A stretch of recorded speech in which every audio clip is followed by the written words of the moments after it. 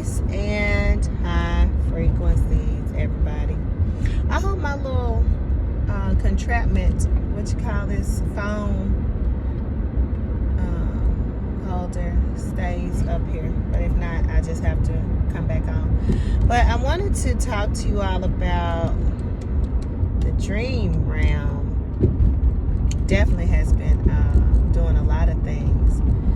And I mean, when I say doing a lot of things, it's just been a lot of different things going on. And so, like, dreams to me feel like you'll receive messages of things you need to know for the waking state. You'll also be visiting other timelines and dimensions and doing work there. And then, of course, you'll be going out to, sometimes you'll go to different planetary systems as well, depending upon what you are and where you're from initially at your essence. So there's a lot of different things that go on in the dream state. But we're housed here in this realm in a physical form for this particular experience. But I also feel like this experience here also helps and works on the other timelines and dimensions of experiences that we're having in various forms, as well as that helps here. So it's all interconnected. That's basically what I'm saying. We're all the different timelines, dimensions, and existences is all interconnected. And so last night, I had a friend of mine that called me, I think it was the day before yesterday, and I didn't answer the phone because I really have been talking all day, and I just didn't really feel like talking. And I didn't call her back the next day. And so she popped up in my dream. And so when she popped up in my dream, it was like the same thing that happened here. She had called me, but in this timeline existence, she had transitioned. And she had called me right before she had transitioned. And it was her mother calling to let me know that, you know, she had transitioned, she had died. And I was like, oh my gosh, she had just called me and I didn't, get a chance to talk with her. Well, anyway, in the dream, she reaches out to me in the spiritual form after she had transitioned, and she didn't know that she had transitioned. Right? So if you are a death doula, some of us are death doulas, okay? And I hate to even put any type of name to stuff, because some of us are in doula, those are, the wise women or individuals who bring others into this realm and bring them out. So as a death doula, we will, and I feel like either way, that's not something that you create for yourself. That's just what you are brought into this realm to be. Either death doula, birth doula, whatever.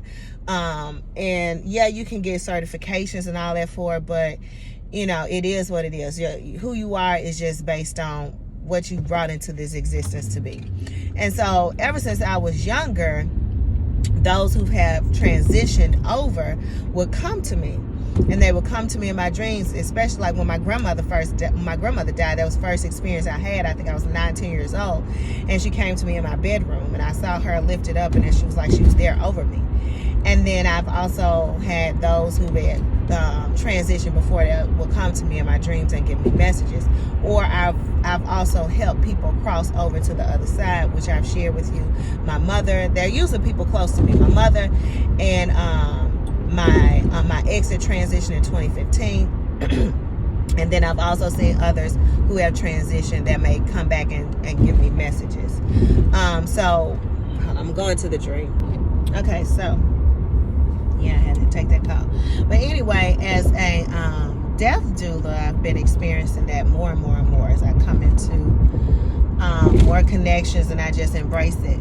So anyway, last night, in the dream, she had transitioned, but she didn't know she had transitioned. And it wasn't for me to tell her, oh girl, you dead, you're not here anymore. It was a process. So for those of you all who have this occurring, or you've had people who have transitioned come to you, If they come to you in the waking state or in the dream state or whichever, most of mine come in the dream state. But I know people can experience it various ways. I want to share with you don't be afraid, especially if you're younger and you're newer on your spiritual path. It may be something that you may have been programmed to believe is scary or ghosts, or you're being haunted. None of that is correct in a sense. I wouldn't say haunted from a demonic or evil perspective, but sometimes when souls are transitioning, especially with the separation from the physical form back into their form, and as they go through their process, they are a little bit unaware along the way as they transverse back into the multiverse. And so sometimes they have keepers or helpers or handlers, and that's what I feel like is more so you are the handler. Now you may not even know that you're the handler. You may not know that you have taken on that role, or you accepted that part of your reincarnation here in this existence, because I didn't know either. I didn't know until it just started to happen to me. And even sometimes we'll have premonitions of things such as we'll know when people are going to die, or we'll know if people are going to be okay, or we'll have prophetic visions, or just a knowing or a feeling that we know that things are going to be or exist, or things are going to happen. So don't be afraid when these things occur. It's just going to occur.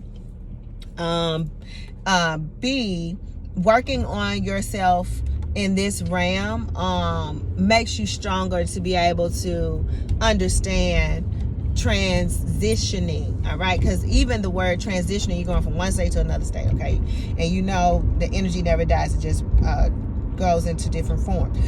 All right, that's the law of thermodynamics. So we understand that that's what's going on. So there's no need to say you're being haunted, or you're afraid, or I see dead people and all that kind of stuff. You can ask them what they need, or sometimes you can feel what they need and know what their needs are, and that's for you to help them along their path. Sometimes they can be frightened themselves because they don't know what's going on, why people can't hear them when they speak, or why they just went up to their job and nobody noticed them, or why they went back to their home and their spouse doesn't hear them or know that they're there, and they're there because they're still transitioning out of this 3D reality. They're in between realms. Okay, and so you have to be comforting. You have to have a comforting energy. You have to understand how to, deal with them where they are. And even just sometimes your presence of being there to comfort them is all they need. Sometimes even you'll notice this here, even in this waking state, sometimes your presence is all that people need in order to, feel safe, or feel comforted, or to be at peace, or to be happy, or to feel at ease. Sometimes your presence brings peace. And so being in that state of where you've been working on yourself here allows you to carry that auric energy and that auric field with you in other realms that you are needed in. And so I've noticed that even in that dream, I was able to be that for her. And that's part of the death doula. I feel like, for me, there is no certification on being a death doula. It's just my thought process, and everybody can feel the way they want to feel. It's just how I feel. You can't give me a certification on something that is already innate within me. Westernized society chooses to monetize almost every aspect of a gift in this realm, which is okay. If you need to monetize your gift and make money off of it to live, that's understandable. But make sure that you're still practicing within yourself, and you're not, I would say, using people using those who are not as aware as you are in order for financial gain. That's what I say. I feel like these gifts most of the time should either A, be given freely, or look into a way to barter. All right, but that's just my perspective. I'm not, even with this channel, I ain't looking for y'all to like, subscribe, or shit. You know what I'm saying? You watch, you don't. I'm not looking to monetize my channel. No, I'm not looking to make any money off this channel. I don't want YouTube to give me any money for anything. I don't want y'all to give me any money for anything. This is purely a journal for me to be able to share my experiences, my dreams, and be able to pull them back up and recall dreams as past that may be coming to fruition later. And so as a death doula, you know if you have that gifting or not. You know if that crown is upon your head, all right? And you can tap into those realms and help those individuals. And that's something that you have to continue to work at. It's just like a muscle. It's something that you have to continue to sharpen those skills, because everybody that transition isn't just like the one before. You also have to learn how to raise your frequency and raise your vibration, is what I always say, high frequencies, because certain energies may not be able to even tap to you, and they need you because you've allowed yourself to roll into a lower frequency by the alcoholic beverages that you drink, and you're taking on spirits by the smoke that you're inhaling. That even the smoke, you look at it, it look like a spirit. You're taking in that spiritual energy. So when you take on various spirits, and even the type of people, if you're around low vibrational conversations and people who are of a lower frequency, then you're lowering your frequency. Unless you are increasing the conversation to bring it up to a higher frequency. And then you can allow, because the higher frequency always gonna win out. All right, always. I don't care if people say, hey, you know, you shouldn't be hanging around them. No, if your frequency is higher, you will have a major impact on them, not them on you. All right? If you know your power and you're working within your highest self.